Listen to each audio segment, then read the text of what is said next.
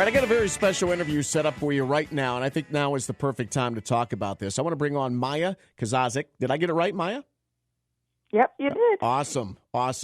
So you are a mental health analyst specialist on anxiety and depression. And anxiety and depression, because of this pandemic and this time of year, hits a lot of people really, really hard. But before we get into how we can help people or how you can help people, I want you to tell a little bit about your story, because I think it really sets you up as to being a specialist on anxiety and depression.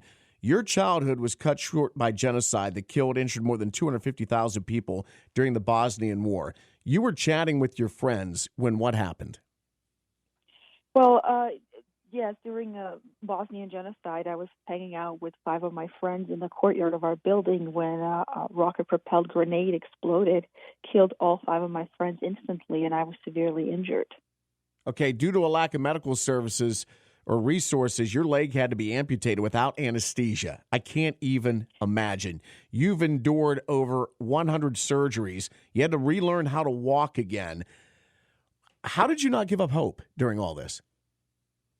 Well, that's excellent question, and the key actually to really fighting anxiety and depression, and that is I had a phenomenal support system around me. My family, my parents, my friends.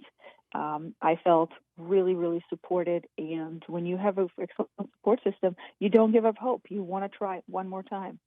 All right, you're getting your life back. You held on to your dream of running, playing sports again, and just when it seemed things was getting back to normal, you developed a severe case of PTSD. What did you do then?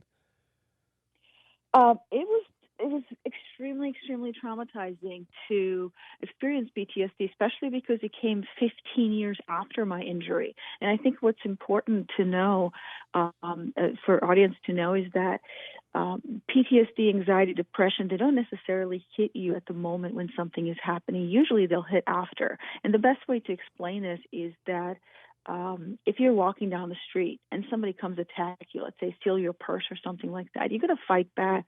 You're going to try to defend yourself, and you might actually succeed. It's only when you feel safe, when the ambulances come, when the police comes, that's when you start actually dealing with what happened. You start shaking, you start crying, you start trembling. That's what happened to me. 15 years later, it was when I was hit with it. And the biggest thing that I have done was a lifestyle change, and again, that support system that I had around me that I reached out to, and asked them for help, which lasted, my severe case of PTSD lasted about 6-7 years.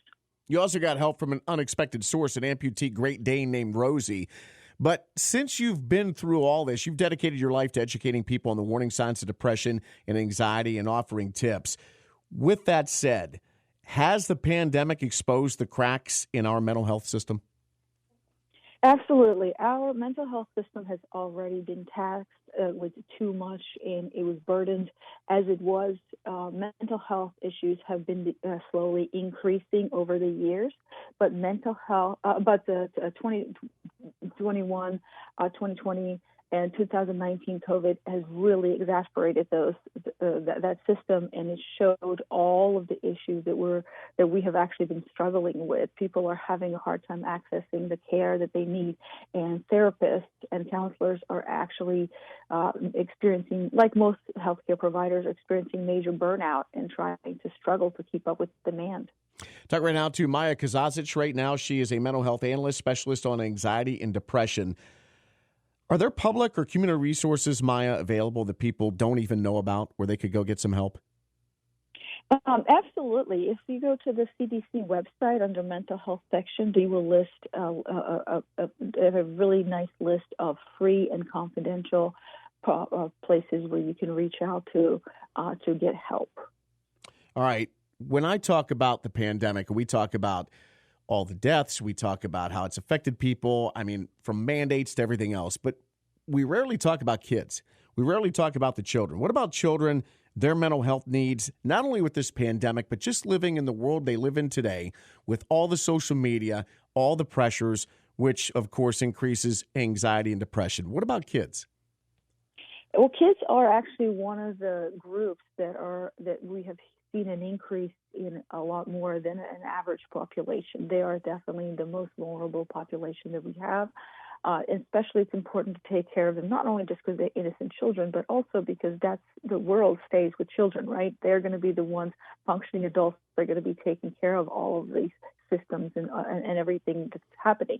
So they have suffered a great deal. And what we've seen with children, because of the social isolation, there's this false sense of security and closeness through social media that we have developed, when in reality, we've already distanced ourselves from each other. And then what happened with COVID-19 is that we have distanced ourselves, which we call social distancing.